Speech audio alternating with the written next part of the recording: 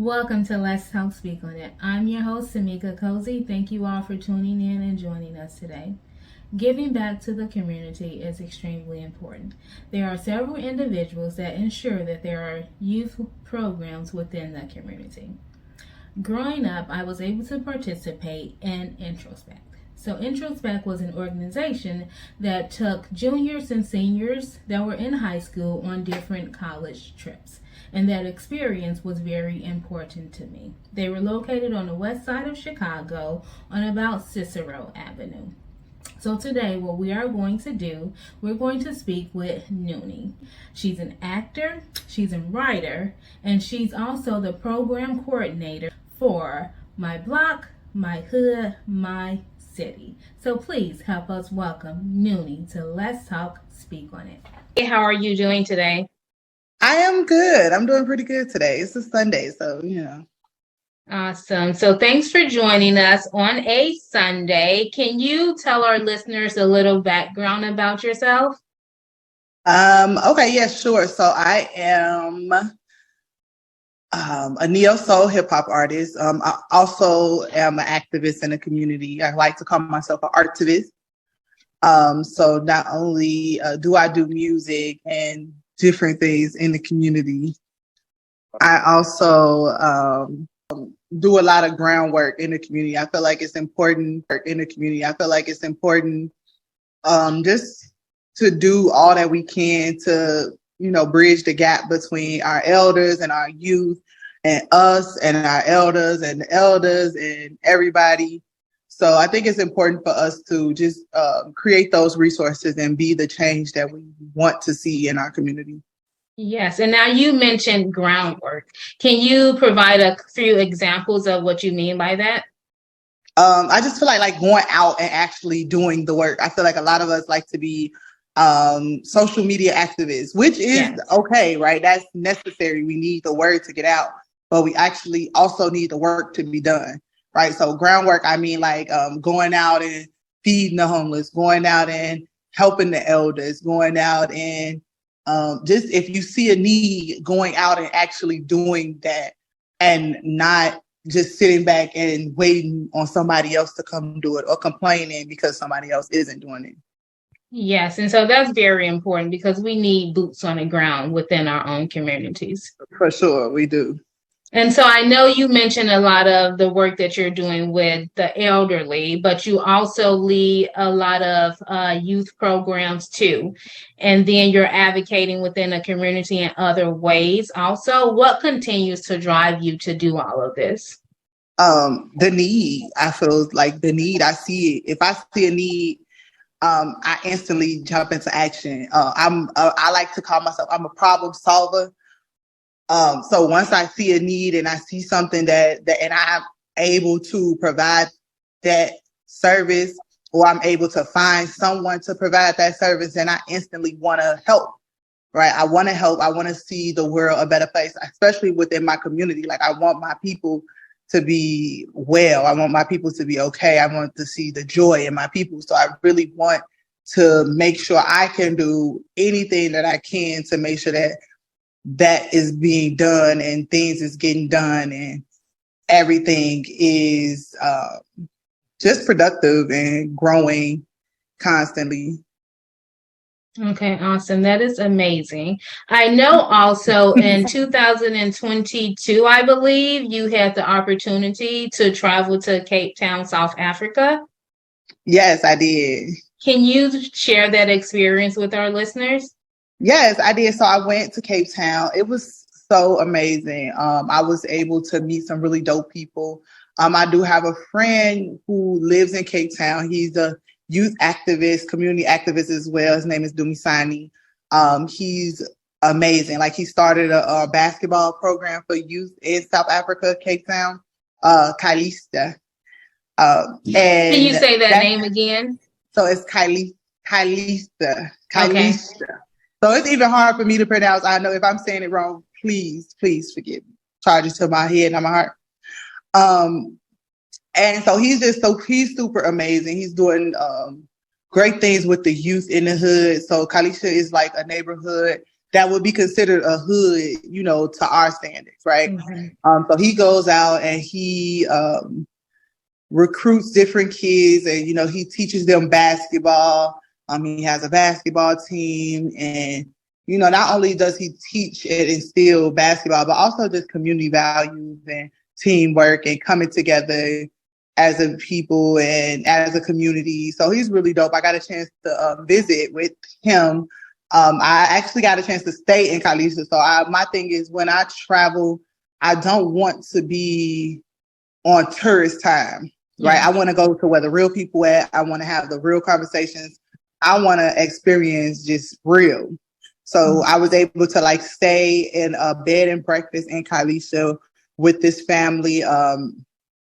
And it was the mother and her grandkids and her daughter, and they all run the bed and breakfast together. So I was able to like stay with them and just talk to them about just everyday things and real things that goes on in their community and real things that goes on. The similarities just in being Black people, first off, but there also are differences. You know, the difference in being Black here in America and being Black there in Cape Town. And then I also got to do a leadership workshop with some youth who I met, which was super amazing. It was just cool to just see the similarities between the youth in Cape Town and the youth here. And, you know, just they got Can you describe some of those similarities that you were able to see? They just being teenagers, you know, them, you know, teaching me the new dances. They was, you know, letting me listen to the new songs. They was taking me to like the corner store in their neighborhood to like get the new snacks and the different kind of snacks that they eat. And I'm just like, you know, just the similarities in just them being teenagers, talking about their crush, who they got a crush on, and you know, why they got a crush on that person, them talking to me about America and like their perspective of America. I guess it's similar to, I feel like everybody's perspective of America, even us who live here, we have this perspective of America and what is projected to be. So just having that conversation with them, it was just so fun. It was a lot of fun. What would you say was the biggest thing that you were able to bring back with you from that experience? I feel like a lot of us Americans, especially Black Americans, we romanticize Africa. We look at it as the motherland, and it is the motherland. You know, don't get me wrong. However, we romanticize it to be this great paradise, which it is. But there also is also oppression there as well. It's just for as much good is much bad, but it's also as much bad as much good, right? So you have the hoods, and you do have the poor neighborhoods, and you do see that, but then you also see the greatness. Like you also see success there. You also see beauty there. Like, so I feel like it's just the concept of what I thought Africa to be, like from me romanticizing it as well as from what I see on TV to like actually the reality of this being a real place and with real people, and they go through real things. And I feel like just that facade of what I projected onto it to like what it actually was. Okay. Awesome. That sounds like a really good experience, though. It was. I recommend all Black Americans go to Africa. Like, wherever country you choose, just go. I definitely recommend it. Just to have that experience. And then, I know you mentioned also that you had the opportunity to go to like their stores and different things, their corner stores. How was that experience different for you than coming back home and going to your own corner store? I feel like it was, so the major difference that I noticed is a lot of their like small like corner stores in the actual, so it was Black people owned it.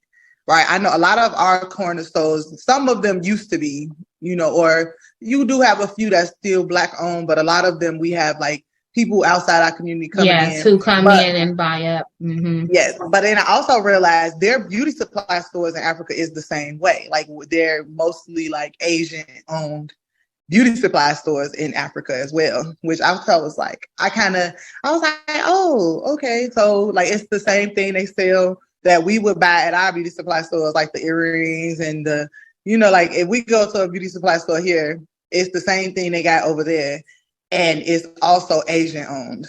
Okay. So that was like an observation that I had real quick, like, oh, okay. So I know you work with My Block, My Hood, My City. You are a program coordinator, correct? Yes. Okay, and you lead the senior services. Can you tell us a little bit more about that? Yes, so I'm a senior service coordinator for My Block, My Hood, My City. I also do the Explorers program, which is the youth program. But my main focus, I don't know, I can't say main focus because I kind of divide my time equally because I care about both equally. But yeah, so with senior services, we provide resources to seniors in our community. We currently do food drop-offs every Thursday for Top Box, where we get boxes of fresh produce, as well as some protein and some pasta, I believe, and then we drop it off to different elders in our community who need that. This program is recently. I just took over recently, and I'm looking to start different programs as well. So I've been going out to different senior centers, or like just reaching out to different seniors to talk to them about what they may need, right? Because I'm not a senior, so I don't want to just project to like, oh, this is what I think they need. I want to actually talk to the elders and like have those conversations with them so we can figure out what they need, and so we can target that need and provide them with the things they actually need, and not just give them what we think they should need or what we think they want. Yeah, so that's very important. Yes, so I've been doing that now, and these elders, honey, I love them so much because they is not sugarcoat nothing. They're gonna tell you how it is. They're gonna tell you what it is. You know, so I love working with the elders so much. But I feel the same way with the youth. They're the same. Like they're gonna tell you what it is. They're gonna tell you what it ain't. You know, so it's still, we're still creating programming for it, but we also have a lot of things on the ground running. Like this coming week is Older American Resource Fair.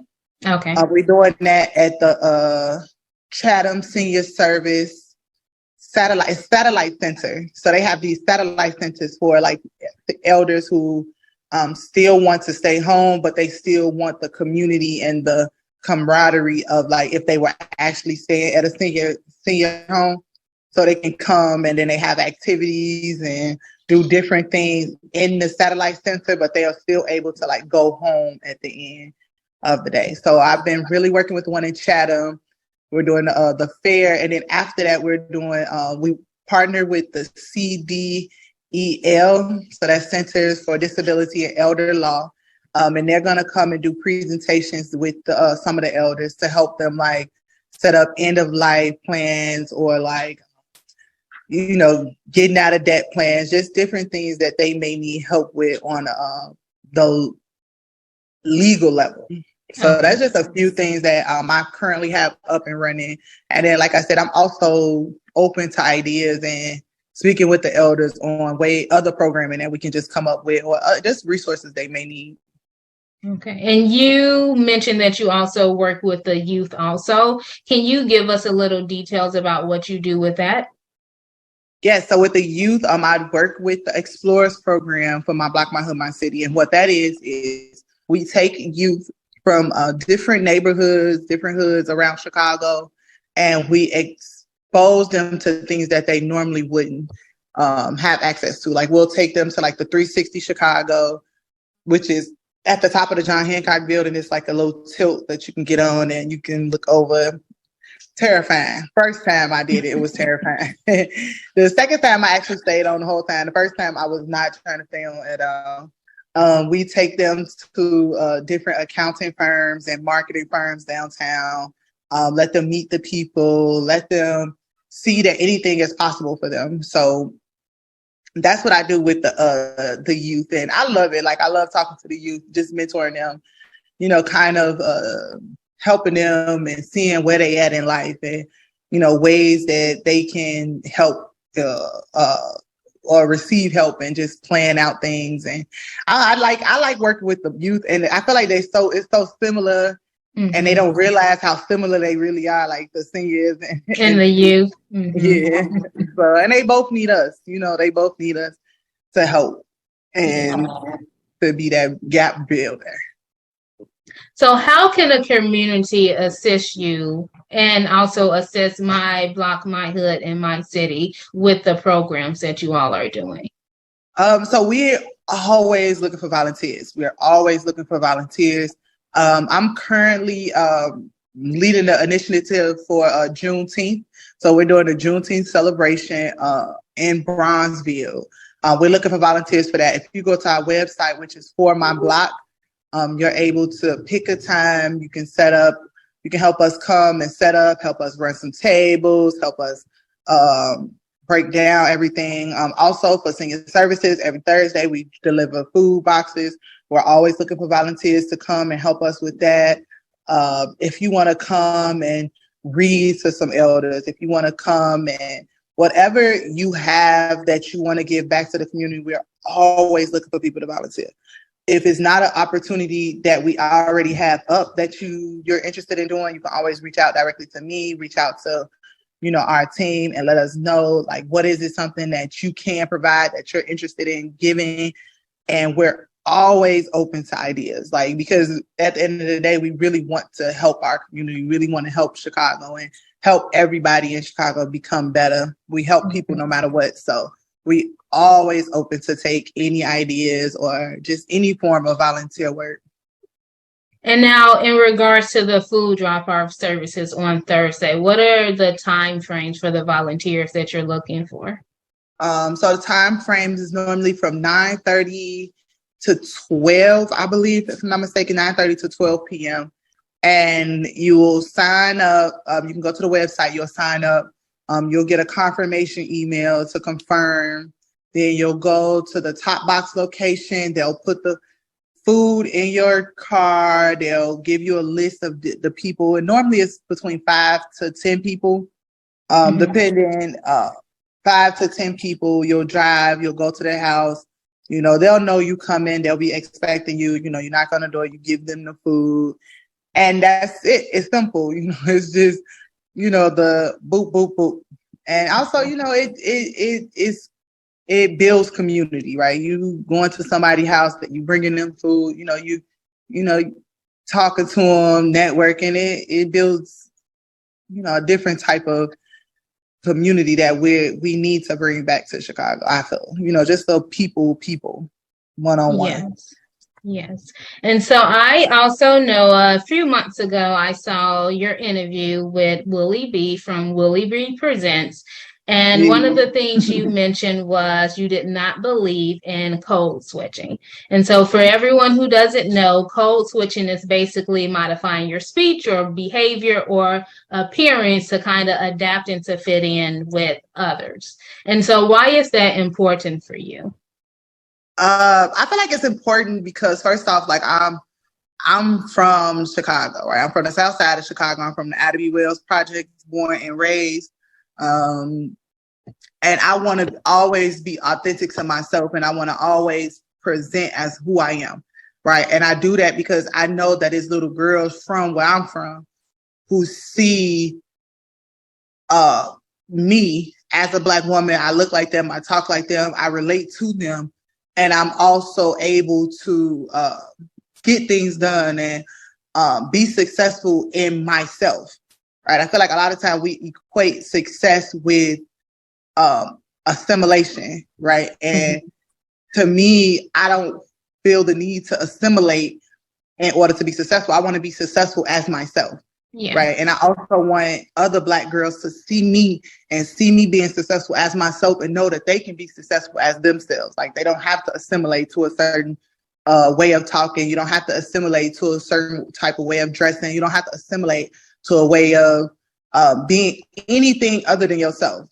It's just like, when it comes to code switching, I feel like it's a form of stripping Black people Off of of yourself. of Mm-hmm. yourself. You know, it's a, oh, if you have to be this way to be successful, or you got to do this in order for me to look at you. And it's like, no, if you're not hearing me how I am, if you're not seeing me for who I am, then I don't want to be in this space. Like, it's not a space for me, and it's not a space that I'm comfortable in. You know, luckily, like, even with me working from My Black, My Hood, My City, when I came in like that. I was like, you know, I want to be in a space where I'm able to be comfortably myself. I'm able to bounce my own ideas off. I'm able to say how I'm able to say what I want to say, and I'm able to say it how I want to say it without feeling like it's wrong, like it's a wrong way to talk, or it's a wrong way to look, or it's a wrong way to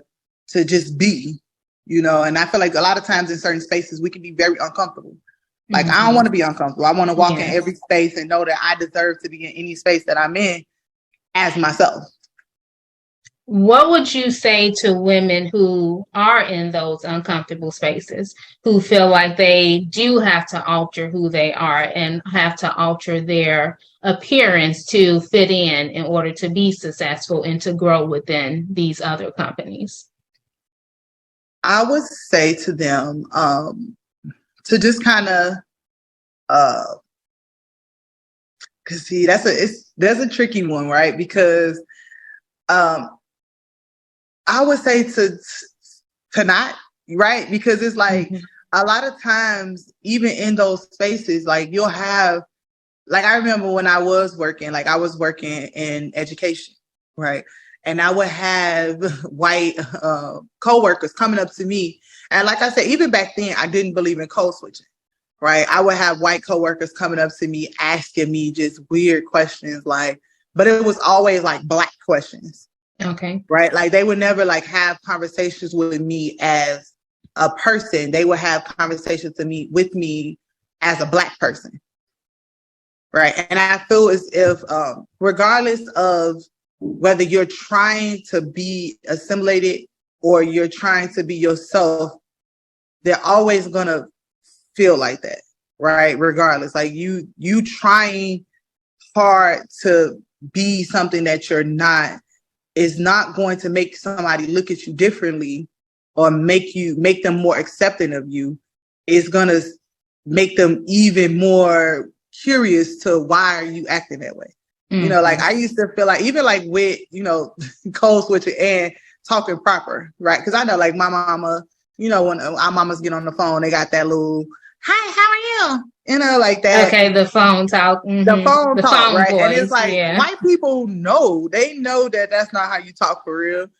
You know what I'm saying? Like, they know when the sound is off.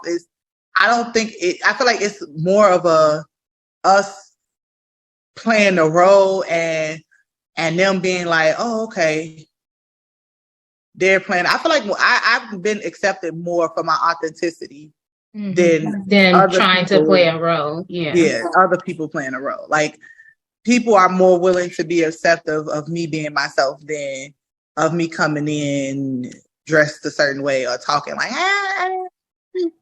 like, no, I don't talk like that. I talk like this, and this is what I need to say, and this is how I'm gonna say it, you know. So, I mean, I just recommend being yourself, you know, being yourself and being comfortable where you at. You know, so if you in a space where you're not comfortable where you at, then maybe you need to reassess your goals and reassess what you're doing in life, you know. But you should always be comfortable where you at. Yes, and then working on find something that's gonna make you comfortable. Yes, yeah, for sure. And so I also know that recently you released a song titled Black Love. I had the opportunity to watch the amazing video also. Can you give us some background about the song and then the video? Yes. So I love that song so much. So I actually released the song a while back. The song has been out on all platforms, and I let my boss hear it, and he loved it. He was just like, you know what, we got to do a video to this. You got to do it here. Like, he set it up. He was like, here, this is the person you talk to. Like, y'all do it. And I was like, okay. You know, and that's another thing, like about me loving the work that I do. Me loving the work that I do. When you love the work that you do, it makes space for what you love, right? So me working for my blog, it makes space for me being an artist. It makes space for me making a video. Like he was just like, yeah, here, okay, yeah, this the person, here, call him, here, talk to her, she's dope, she needs to do a video. And I was just so like, I was like, oh, okay, it happened so quick, just like that. So once I was talking to him and I let him know like my ideas for the video, and you know, we were able to like get it shot and record it, and we put it out, and the response was very, very great. Everybody loved it. It's my ode to Black men. I feel like it's not enough love out. I feel like a lot of times when it comes to Black men and women, it's a tit for tat, or it's a blame game. Like, oh, yeah, it's a conflict. It's blame. You know, we have that blame game. Like, it's your fault because of this thing. It's your fault because of that. You know, and I just wanted to like, I know some amazing Black men. I know some loving Black men. I know some Black men who are just everything, and I wanted to show my appreciation for them, my appreciation for Black men, and just the aspect that we don't have to hate each other. We don't have to be in competition with each other. We work better when we work together. When we work together and we play off each other and we know our strengths and we play off our strengths, it works. You know, it works better. Everything is more smooth. And I just wanted to just let them know I love them, and, you know, all of the love and all of the work, and that I'm grateful and I appreciate everything that I see them go through in this country, and just even in this world. Like, I'm just grateful for everything, and I appreciate them. And so for our listeners, how are they able to go and to watch that video? So it is on YouTube. It's under Nuny Da Gypsy. The "da" is "da," like D-A, not T-H-E. Mm-hmm. So it's Nunydagypsy. I think I spelled that right. Yeah. So it's Nuny Da Gypsy. Yeah, so it's on all platforms. The song and the video is on it's on all of my social media as well. So I think it's on my Facebook, it's on my Instagram. I don't really be on Twitter like that. I got one, but I don't really be on there like that. But definitely on my Instagram, on YouTube, and on social media. I mean Facebook. Okay, so you are a mom, you're an artist, yes. You're an advocate, you have all of these things going on. How do you find balance? What do you do? What's your self-care? What does that look like? My self-care is I love myself first, right? And then everything else that I do in life is a reflection of the love that I have for myself. That's from my activism to my art. It's all an expression of love for myself, right? Like, I do music because I love to do music. I am an activist and I work in the community because I love to do that. So to me, it's not really work. It's just me getting up and doing what I love every day. Like, even being a mom, like, I love being a mom. Like, that's one of the things in life that I've always was sure that I wanted to be as a mom. So I love being a mama. So to me, it's not work. I don't look at it as work, but I do, you know, get my time, right? I do like make sure I go get my little pedicures and my massage, or just have my me time. I go out a lot. I like to go outside. I go out with my friends. I go party. Like, I like to have fun. So I definitely believe in a strong balance of work hard, play hard. Like, so for as hard as I work, I enjoy life that just as hard. Awesome. And then you gave a different outlook on things too, when you mentioned that since you love everything that you're doing, you don't really look at it as work. So yeah, that's I good. don't like. I do. I love it. Like, the stuff I do, from working with the youth to the seniors, is stuff that I do. Like, this is stuff that I've been doing. Like, I just get up and do it. Now I just get paid to do it. Like, I just get paid to do what I love to do, you know? So yeah, it's not really work to me. I just do it. Can you give our listeners how they can follow you, how they can get your music? Can you give us your handles? Yes. So IG is Queen Hood Hippie. Everything else is Nuny Da Gypsy. That's Nunyda Gypsy. and that's on all platforms. I got titles, Spotify. I'm on Apple Music, iTunes, YouTube. So all of my music is there. And all of my work is on Instagram and Facebook as well. And I'm always looking to collab. So just hit me up, whether it's community work, whether it's music. I'm always looking to collab with other people and other artists, meet new people, network. So, yep. Nuny was one of the first people we had to come on and perform for us. And so are you willing to perform for us again today? Yes, I am. Okay, awesome. Well, we look forward to hearing what you're going to be performing.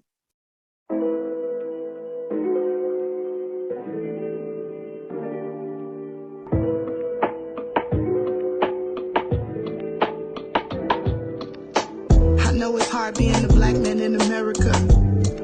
Everywhere you go, they stare at you. I need you to understand. You a king, you a man. They always trying to put you down. I just want you around. Might as well give you the crown. They locked you up in chains, even stripped away your name. When it took over your land, you stood strong like only you can. Baby, I'm your biggest fan. There's nothing better, baby, you the best. And when you get tired, lay on my chest. The world is yours, king, I got your back. The world is yours, king, I got your back. There's nothing better, baby, you the best. And when you get tired, lay on my chest. The world is yours, king, I got your back. So when it gets hard, just remember that. I see you working hard, baby, I appreciate you. Ain't even reparation. I just wanna motivate you. I'll forever celebration. In the place where they assume your fate. Try to fill you up with hate. Baby, you still great. And that's why they mad. You ain't need what they had. That's why you beg. I don't care what they say. I'ma love you anyway. There's nothing better, baby, you the best. And when you get tired, lay on my chest. The world is yours, king, I got your back. The world is yours, king, I got your back. There's nothing better, baby, you the best. And when you get tired, lay on my chest. The world is yours, king, I got your back. So when it gets hard, just remember that. Made in his image, I call you by your name. God, one and the same. Baby, let me feed you. Let me show you how I need you. Your skin is beautiful. They ain't trying to hear me though, but I'ma let the world know. Police still trying to shoot you, but you're bulletproof. Always on my mind. Baby, I love your grind. That smile give me airtime. There's nothing better, baby, you the best. And when you get tired, lay on my chest. The world is yours, king, I got your back. The world is yours, king, I got your back. There's nothing better, baby, you the best. And when you get tired, lay on my chest. The world is yours, king, I got your back. So when it gets hard, just remember that. Baby, I love you. Like, you're my motivation. You push me to be the woman that I am. You inspire me to be greater. I just want to let you know that I appreciate you for that. I appreciate you for everything you do. I appreciate you for everything you are. Your skin is beautiful. You're just you. And I love that,